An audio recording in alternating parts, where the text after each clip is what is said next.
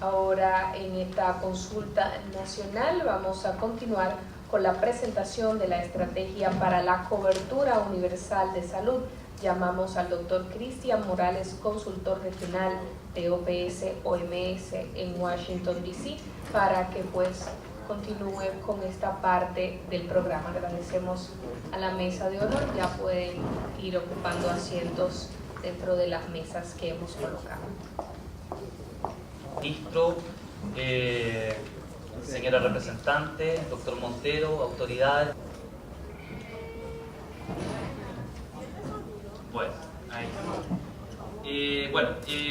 Yo soy el asesor regional de Financiamiento y Economía de la Salud en el Departamento de Servicios y Sistemas de Salud en OPS Washington.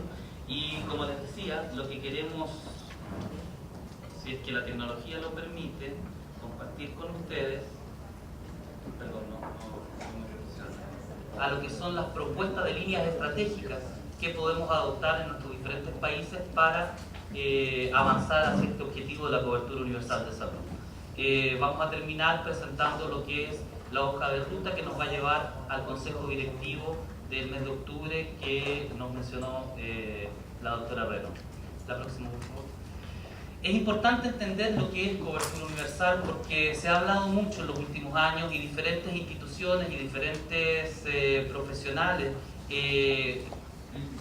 levantan el discurso de la cobertura universal con diferentes énfasis. Para la OPS, para la Organización Panamericana de la Salud y la Organización Mundial de la Salud, estamos entendiendo la cobertura universal como un objetivo que lleva a los países a transformar su sistema de salud para que los individuos y las comunidades tengan acceso equitativo a los servicios de salud. Servicios que deben ser integrales, garantizados y exigibles según se necesiten a lo largo de su curso de vida, con calidad y sin dificultades financieras. Esta definición está cargada de profundidad. Hay varios elementos que es importante resaltar. Cuando hablamos de cobertura universal de salud, entonces estamos hablando de un acceso equitativo. Significa que el acceso sea función de las necesidades y no del lugar en donde vivimos, y no del origen cultural o del origen social de donde provenimos. Que no sea, sin lugar a dudas, función de la capacidad de pago de los individuos. El acceso tiene que ser para todos igual en función de sus necesidades, necesidades que, por cierto, son diferenciadas. Cuando hablamos de servicios integrales, nos estamos refiriendo a que los servicios no son solo curativos. Hay servicios de promoción y prevención de la salud. Hay servicios, por supuesto, curativos cuando se necesitan. Servicios de índole paliativa y servicios de rehabilitación. En ese sentido estamos hablando, cuando nos referimos a acceso a servicios, a toda la gama de los servicios que uno puede necesitar cuando está en buena salud y cuando se enfrenta a problemas de salud. Cuando se dice que son servicios garantizados y exigibles, aquí estamos hablando del derecho a la salud. Y el derecho a la salud implica deberes e implica responsabilidades. Deberes para el Estado y responsabilidades para el Estado. Más allá que el Estado sea o no quien dispense los servicios, el Estado está llamado a través de sus autoridades de salud a establecer y definir los mecanismos y las garantías que van a poder hacer que este derecho se exprese en forma adecuada. Pero hay responsabilidades también, y las responsabilidades las tienen tanto los individuos como las comunidades. Hay responsabilidades que hay que asumir frente a su propia salud, y esas hacen parte también de este contrato social que tiene que ver con el derecho de acceso a servicios integrales de salud o cobertura universal. A lo largo de su curso de vida, por supuesto, a través de todos los momentos, ¿no es cierto?, en que podemos necesitar servicios y servicios con calidad. Esto es muy importante porque también hemos reconocido, ¿no es cierto?, de que acceder a servicios, si estos no cuentan con calidad, no vamos a poder resolver con ellos los problemas de salud que afectan a nuestra población y a nuestras comunidades. Los servicios tienen que tener calidad para poder tener efectividad, para poder realmente mejorar el estado de salud de la población. Sin dificultades financieras, es el otro elemento de la definición. El que los individuos y las comunidades tengan que acceder a servicios de salud no puede implicar que los ponga en riesgo de exponerse a gastos catastróficos y menos aún a empobrecerse. En este sentido, la definición de cobertura universal enlaza con la estrategia de crecimiento, de desarrollo económico y de desarrollo social de los países, aportando en la lucha contra la pobreza. La cobertura universal aborda los determinantes sociales de la salud y hace énfasis en los grupos en situación de pobreza y vulnerabilidad. Se apoyan los valores de equidad, de derecho a la salud y de solidaridad. La próxima, por favor. Lo que queremos entregar como mensaje con esta imagen es que la cobertura universal en sus diferentes componentes, cobertura poblacional, cobertura de servicio, cobertura de costo, que va hacia la protección financiera, requiere de una serie de elementos que debemos movilizar para que podamos avanzar hacia ella. Primero que nada, se necesita un compromiso político con el derecho a la salud y la cobertura universal, si realmente queremos avanzar hacia ella. Este compromiso político requiere de un marco jurídico, requiere de políticas, planes y estrategias que expliciten en forma clara la voluntad de avanzar hacia la cobertura universal. Requiere prioridad fiscal. En América Latina, el gasto público en salud es uno de los más bajos del mundo. Los países que más han avanzado hacia la cobertura universal de la salud en el mundo, en otras regiones, gastan o invierten como gasto público en salud con respecto al Producto Interno Bruto entre 6 y 8%. En América Latina tenemos un promedio de 3,8%, es decir, estamos muy pero muy lejos de lo mínimo que se necesita para poder hacer realidad la cobertura universal de salud. Se necesita un sistema de información en salud que permita monitorear la cobertura universal. Esos son los elementos de compromiso. Una vez que asumimos esos compromisos, podemos decir que se puede avanzar hacia la cobertura universal y que podemos, ¿no es cierto?, también trabajar sobre una serie de factores habilitantes, factores habilitantes que tienen que ver con un enfoque intersectorial, entendiendo que la cobertura universal no es algo que se pueda lograr solamente desde el sector salud. Tiene que estar imbricada, ¿no es cierto?, con otros sectores sociales y económicos y con toda la sociedad, por supuesto. Tiene que haber para ello un diálogo social y una participación social importante que permita una gobernanza del sistema suficientemente legítima para poder hacer las transformaciones que se requieren. Una capacidad regulatoria que en la mayor parte de nuestros países es deficiente. En muchos de nuestros países tenemos marcos regulatorios escritos que no siempre se aplican, que no siempre se fiscalizan, y cuando hablamos de capacidad regulatoria estamos hablando de capacidad de regulaciones y normas que permitan al sistema de salud garantizar servicios de calidad, ¿no es cierto?, en forma adecuada a la población. Eficiencia.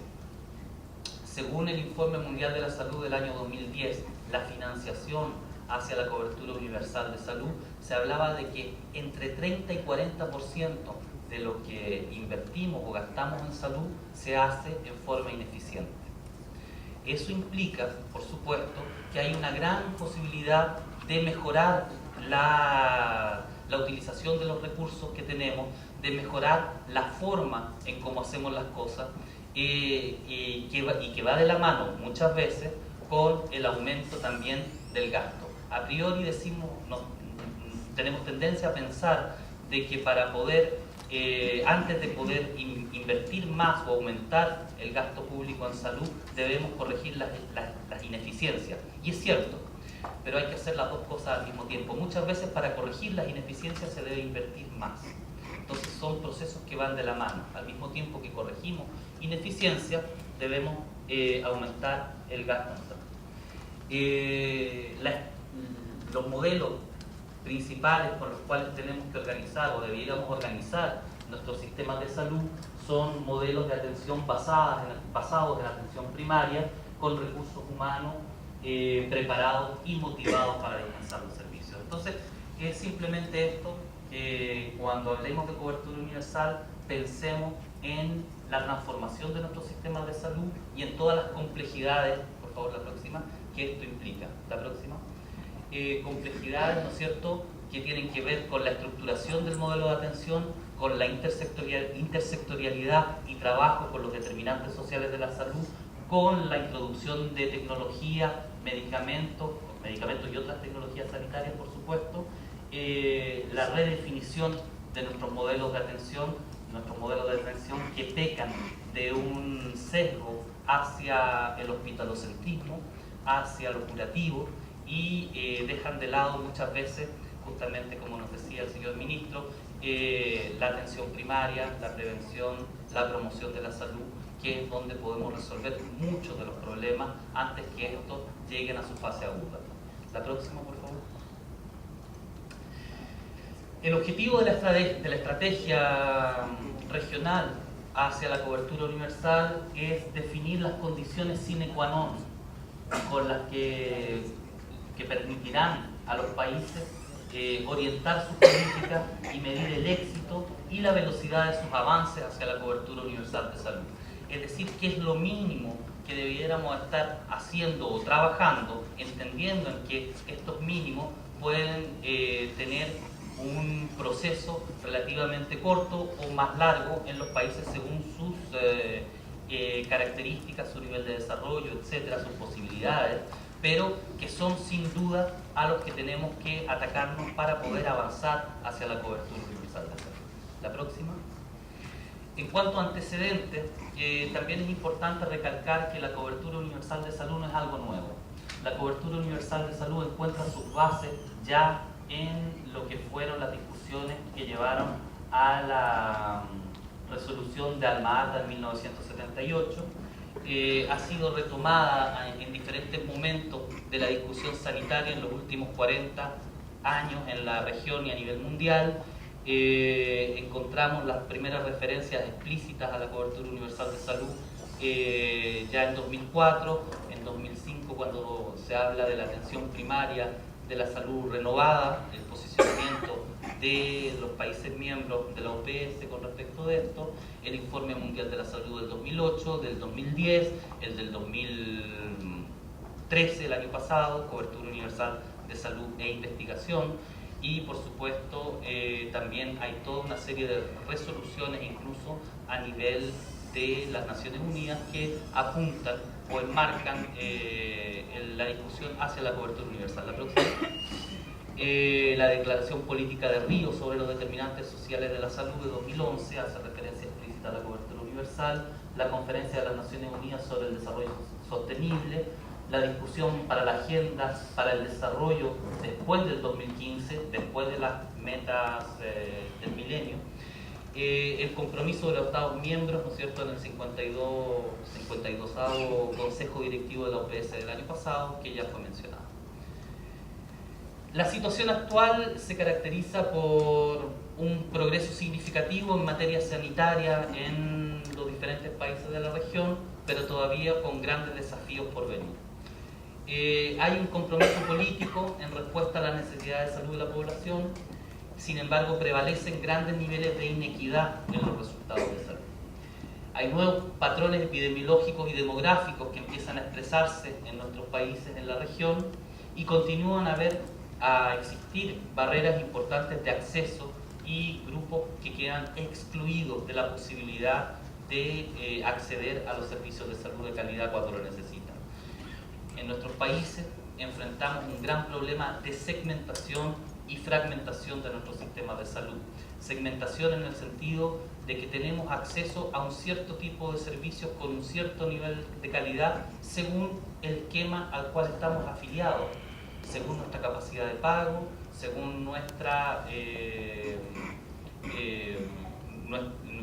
actividad laboral. Y eso engendra inequidades. Estos sistemas o estos esquemas segmentados crean sus propios sistemas o subsistemas de salud, y es ahí donde nos encontramos con la segunda gran problemática, que es esta de la fragmentación de los servicios. falta de calidad muchas veces, falta de integralidad, déficit del financiamiento de salud y grandes ineficiencias, como ya lo decía adelante, debilidad de la rectoría y gobernanza del sector, esto es común en la gran mayoría de nuestros países, debilidad de la acción intersectorial para abordar los determinantes sociales de la salud. Las líneas estratégicas, entonces, que estamos proponiendo desde el Secretariado para discusión son específicamente 4. La primera tiene que ver con ampliar el acceso equitativo a servicios de salud integrales de calidad centrados en las personas y las comunidades. La segunda tiene que ver con fortalecer la rectoría y la gobernanza, entendiendo que sin una rectoría fuerte y sin una gobernanza estructurada del sistema de salud va a ser muy difícil avanzar hacia la cobertura universal de salud.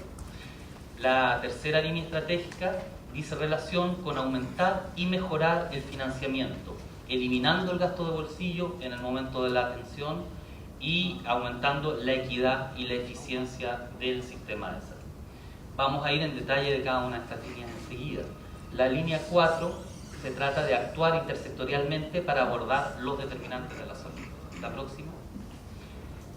Brevemente, porque el objeto de la discusión justamente y de todo el resto del día de hoy y de mañana es entrar en cada uno de estos puntos y aportar con la perspectiva de ustedes, con la perspectiva de la República Dominicana, a enriquecer, a modificar los elementos que aquí se mencionan. Se trata de definir, cuando hablamos de un acceso equitativo a servicios de calidad, de definir un conjunto universal de prestaciones garantizadas y exigibles y de ampliación progresiva. Es importante entender que cuando estamos hablando de cobertura universal hemos dejado atrás la idea de paquetes básicos. Estamos hablando de conjuntos de prestaciones que se caracterizan por ofrecer un servicio de salud a un problema de salud determinado, es decir, van de par los problemas con los servicios y son universales, es decir, no hay un conjunto para los que tienen más y un conjunto para los que tienen menos. Es un conjunto universal, ¿no es cierto?, que se propone para todos los miembros de la sociedad. De ampliación progresiva, porque según los países, ¿no es cierto?, y según las necesidades de las poblaciones, ¿no es cierto?, de nuestros países, que son cambiantes, hay que ir adaptando, hay que ir ampliando, hay que ir según las posibilidades económicas, según el nivel de desarrollo, según las posibilidades materiales, ampliando también la gama de servicios que se pueden garantizar y que por lo tanto se vuelven exigibles, ¿no es cierto?, a través de estos conjuntos universales de prestaciones. Transformar la organización y gestión de los servicios de salud. Cuando hablamos de la transformación de la organización de los servicios de salud, estamos pensando en las redes integradas. Estamos pensando en dejar de trabajar en forma fragmentada, estamos pensando en actuar, ¿no es cierto?, uniendo los diferentes niveles de atención para que respondan a las necesidades de la población y quien necesite servicios hospitalarios los obtenga, pero los obtenga habiendo pasado primero por la atención primaria, por un primer nivel de atención en donde se le entregan los servicios que requiere y en caso que no se le pueda resolver el problema, se deriva, se refiere a los niveles superiores. Incrementar de inmediato la inversión en el primer nivel de atención, aumentando su nivel de resolutividad. Un primer nivel de atención que, por supuesto, ponga el énfasis en la promoción y la prevención, pero que también tenga capacidad diagnóstica, que también tenga capacidad resolutiva, que no tengamos que ir a un hospital universitario para hacernos una investigación, ¿no es cierto?, de imagenología u otra que pudiéramos resolver en el primer nivel. Aumentar los recursos humanos en el primer nivel de atención. Muchas veces los incentivos están para que nuestros profesionales, en particular nuestros colegas que son médicos, se orienten hacia las especialidades y las ultraespecialidades, cuando quisiéramos ver de más en más profesionales capacitados y comprometidos en el primer nivel de atención. Asegurar la disponibilidad y el uso racional de medicamentos esenciales y otras tecnologías de salud. Muchas veces son otras las fuerzas y los factores que influyen en la incorporación de medicamentos y otras tecnologías de salud en nuestro sistema de salud, otras que la necesidad, otras que la coherencia con el conjunto de prestaciones que estamos ofreciendo.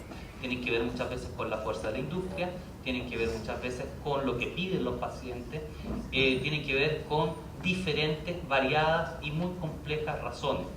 Lo que avanzamos es de que se asegure la disponibilidad de los medicamentos y otras tecnologías que son esenciales y que son coherentes con el conjunto de prestaciones que se garantizan. Por supuesto también que se haga uso racional de las mismas.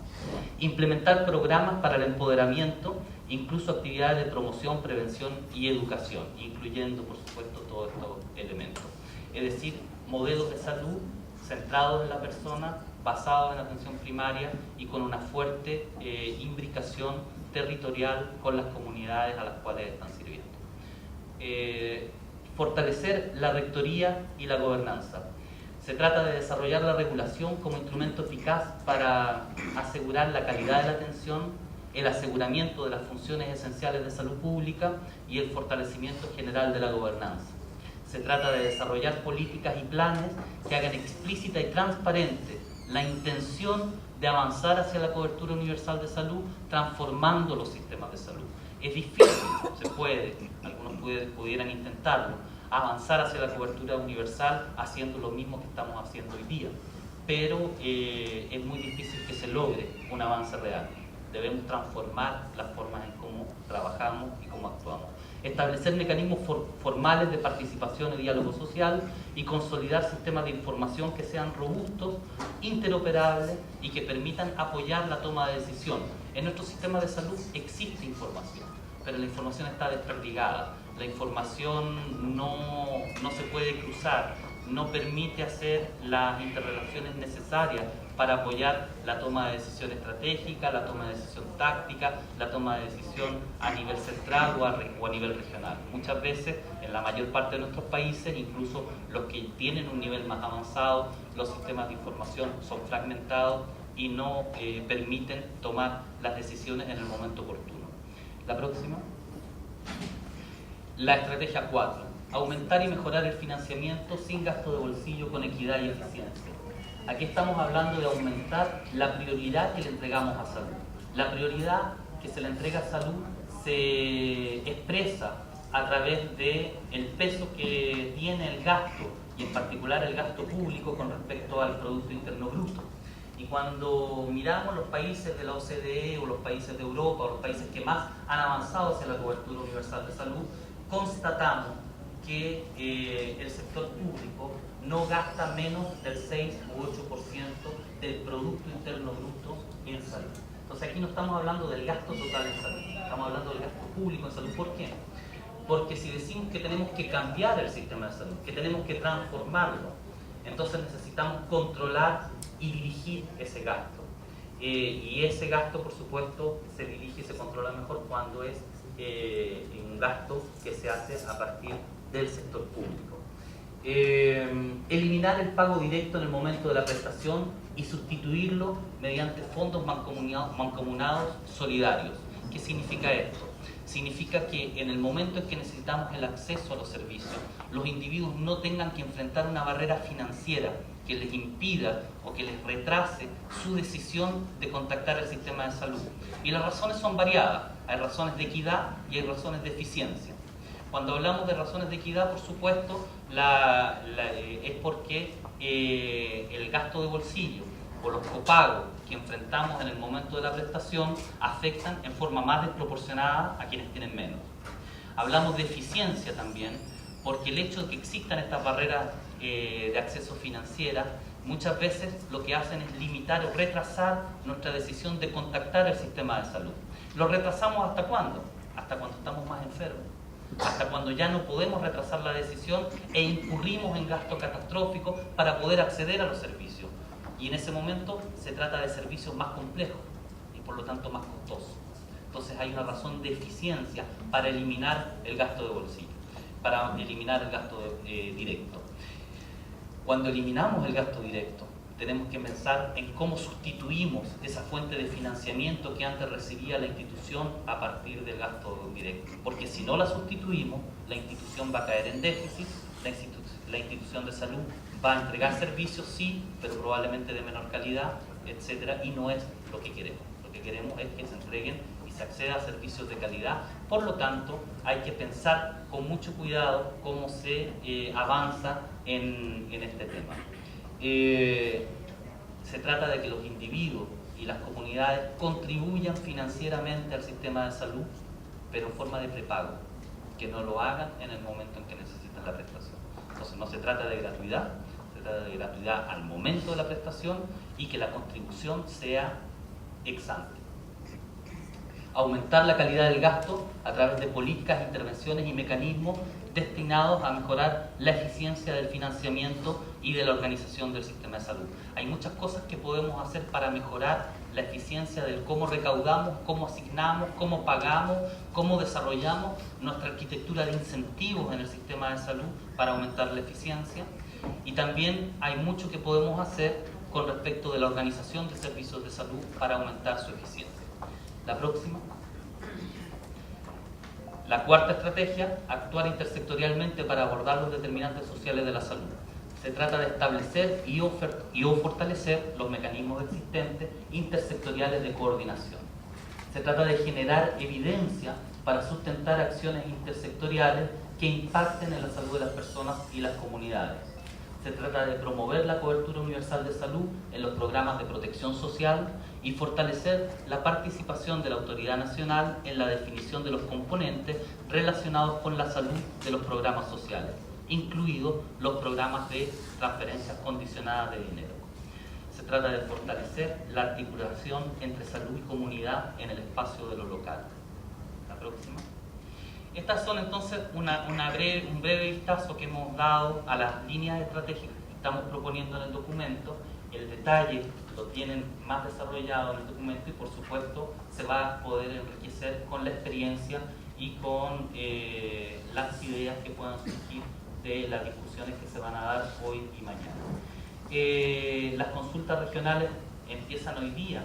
Efectivamente, ya les dije al principio, son los primeros en avanzar en esto y vamos a llevarlas a cabo hasta mediados de junio, cuando tiene lugar la reunión del comité ejecutivo, en donde ya se van a empezar a discutir la síntesis de las discusiones que se han dado en cada uno de los países y de ahí a preparar los documentos ya que se van a presentar para resolución en el Consejo Directivo de octubre. Los dejo con esta última diapositiva, con este mensaje de nuestra directora, la doctora Carice Etienne, que nos recuerda que cada país necesita definir su propio camino basado en su propio contexto histórico, social y económico, promoviendo un amplio diálogo social para avanzar hacia la cobertura universal. Muchas gracias.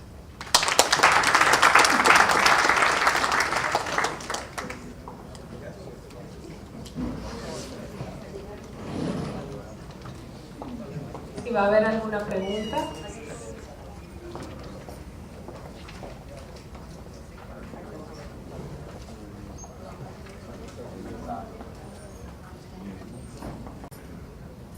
¿No? Allá, por favor, póngase de pie.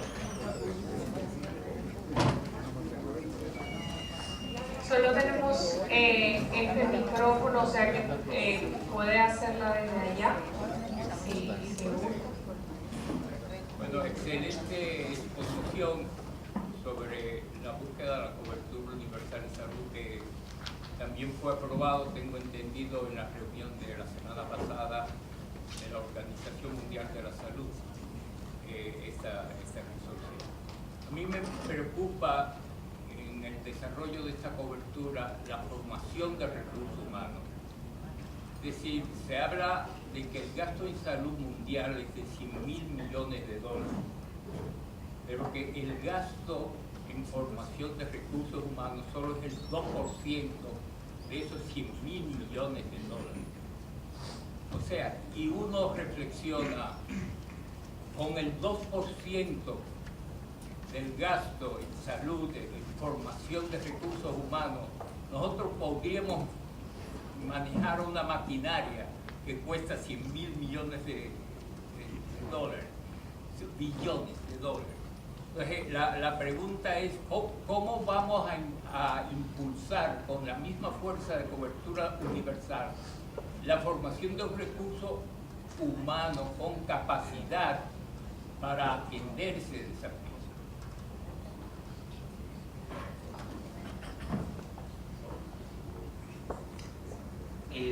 No sé si hay otra pregunta o respondemos de inmediato a esta. Bueno, mientras viene otra pregunta. Creo que es muy importante, muy relevante el punto que usted señala. Y yo creo que nos lleva nuevamente a esta reflexión que es a la cual, esta conclusión más bien a la cual hemos llegado para proponer, de que para avanzar hacia la cobertura universal de salud se debe transformar el sistema de salud en general, en su globalidad, en todos sus aspectos, que tiene que haber una coherencia entre lo que se dice que se va a hacer y los medios que se necesitan para poder hacerlo. Si planteamos que desde el punto de vista de salud pública y que desde el punto de vista de utilización de los recursos y que desde el punto de vista de gestión lo más eficiente es un sistema que se organiza a través de redes integradas basadas en atención primaria de la salud, entonces necesitamos contar con los recursos humanos para esto. Y en la mayor parte de nuestros países, no conozco la realidad específica de la República Dominicana, pero en la mayor parte de los países de nuestra región, las instituciones formadoras de recursos humanos están orientadas a formar profesionales para los hospitales y mucho menos para la atención primaria. Los hay, pero mucho menos. Entonces tenemos que cambiar esa realidad, y para cambiar esa realidad no se trata de dejar de formar los recursos humanos para los hospitales, porque los vamos a necesitar siempre. Se trata de además formar recursos humanos con las competencias necesarias para evolucionar en estos sistemas de salud basados en atención primaria, y eso requiere recursos. Sin lugar a duda que hay que aumentar el nivel de recursos financieros para la formación de recursos humanos, porque sin ello va a ser muy difícil lograr, ¿no es cierto?, el objetivo de tener recursos bien formados, pero además que cuando lleguen a trabajar sigan estando motivados, ¿no es cierto?, para poder entregar servicios de atención de calidad, porque también sabemos que al final del día los problemas de salud los resuelven las mujeres y los hombres que trabajan en las instituciones de salud, sean ellas de nivel primario, secundario o terciario.